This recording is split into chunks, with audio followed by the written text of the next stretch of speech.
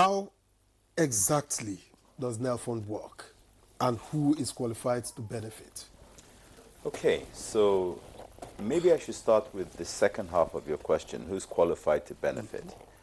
NELFund is set up under law, so there's an act of Parliament, an act of the National Assembly that effectively says, first of all, NELFund, in order to qualify to apply for this loan, you have to be a Nigerian. Apart from that, you have to be either in a tertiary institution, so already be a part of a tertiary institution as a student.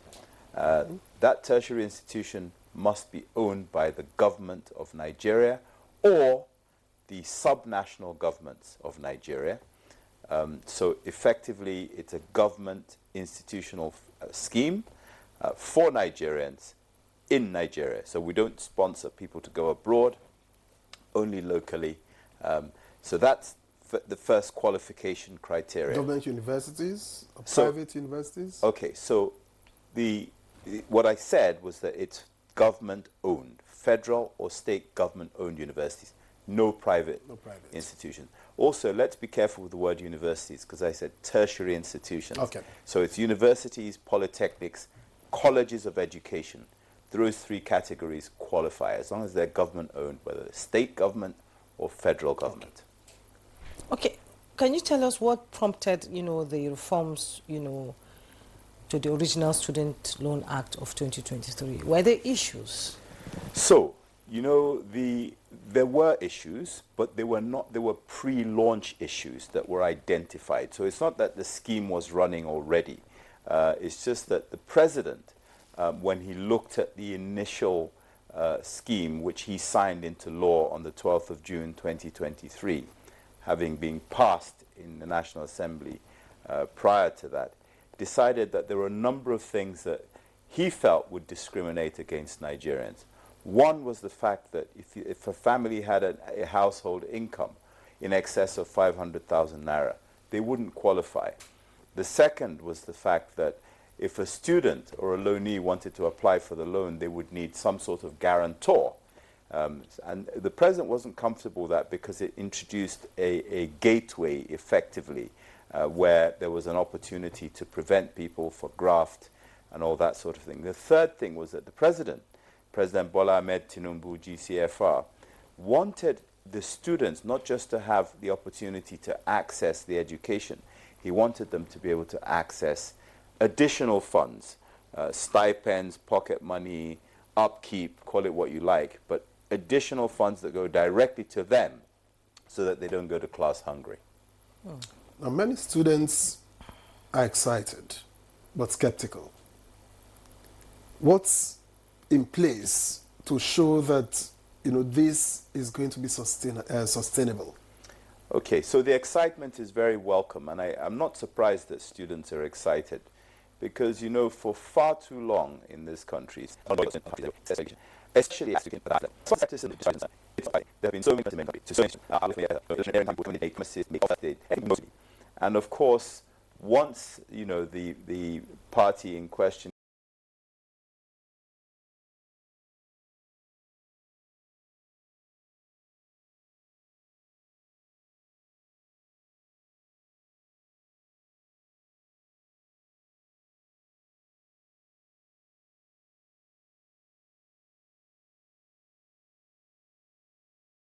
gets into power, some of those things are forgotten, and especially as it relates to this particular segment of society, which in many ways finds it difficult to find a voice, even though they're the largest number. So that's where the skepticism could come from. What has happened now is that we believe that having rolled this out, having got a significant number of people who have applied successfully, that that skepticism would be pushed back, because if your neighbor has applied for the loan, it's the greatest, as they say, the proof of the pudding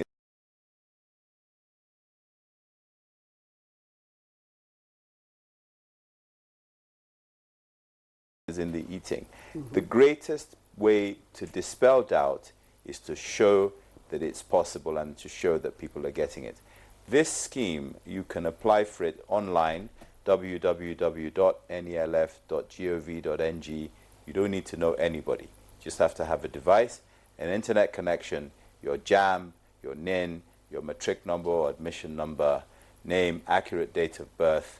And effectively, if your school has updated your data into their system, into our system, I beg your pardon, there's a match and you can get the loan. Many people have gotten this loan without speaking to anybody, without paying anybody anything. Does everybody that applies qualified get the loan?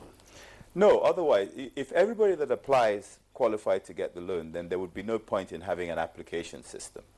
Yeah. Essentially, we have a system that goes through a number of steps. The initial qualifying criteria, I think, are already described. But clearly, one of the things that we do is to ensure that the credentials that are uploaded, so there's a requirement for the candidates to upload some data, some evidence, should I say, ID cards, admission letters in some cases. That's a critical part of it. The other part of it is to ensure that actually they attend the institution. So let me clarify on that. Remember, these loans are applied for in the privacy of people's homes, of people's bedrooms. We don't meet the candidates. We never meet the candidates.